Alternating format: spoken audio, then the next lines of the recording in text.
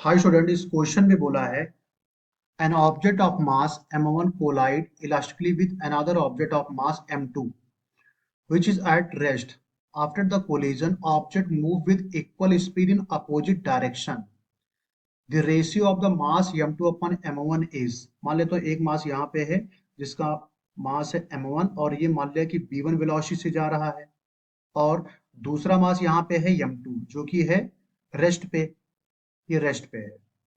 और after collision m1 जो है वो मूव करता है m2 के साथ सेम स्पीड्स में लेकिन अपोजिट डायरेक्शन में। तो ये अगर मान लिया कि इधर v से जा रहा है तो m2 किधर जाएगा, इधर v से जाएगा क्योंकि दोनों का डायरेक्शन अपोजिट है।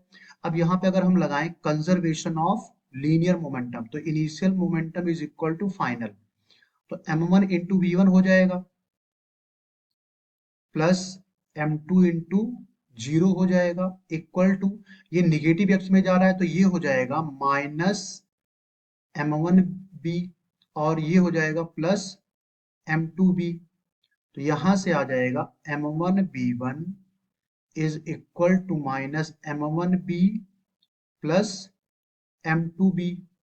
अब एक काम कर सकते हैं, इसको अगर हम इधर ले आए तो ये हो जाएगा m1 b1, इसमें दोनों में m1 m1 कॉमन है तो ये हो जाएगा b1 plus b equal to हो जाएगा m2 बाई b। अब b को अगर हम नीचे ले आए m1 को इधर लेके चले जाए तो ये हो जाएगा b1 plus b by b equal to m2 by m1 आ जाएगा और यही हमें चाहिए। अच्छा, यहाँ पे जो कोलिजन हो रहा है वो इलास्टिक हो रहा है तो इलास्टिक कोलिजन में E इक्वल टू क्या होता है, v2 minus b1 upon u1 minus u2। और इलास्टिक कोलिजन अगर यहाँ पे है तो E की वैल्यू क्या हो जाएगी, यहाँ पे E की वैल्यू हो जाएगी 1, तो 1 इक्वल टू हो जाएगा। अच्छा, v2 क्या है, v है और b1 क्या है, नेगेटिव x में है तो ये हो जाएगा माइनस v और u1 हो जाएगा b1 और u2 है आपका जीरो तो ये हो जाएगा जीरो, यानी यहां से 1 इक्वल टू आ जाएगा 2b अपॉन b1। तो यहां से b1 इक्वल टू आ जाएगा 2b।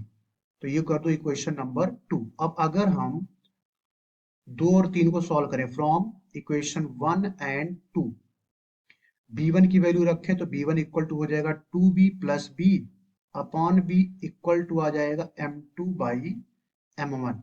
तो यहाँ पे 2b प्लस b हो जाएगा 3b, तो 3b by b equal to आ जाएगा m2 बाई m1। ये b से b कैंसिल हो जाएगा तो ये आ जाएगा 3/1। So A option is correct. Thank you.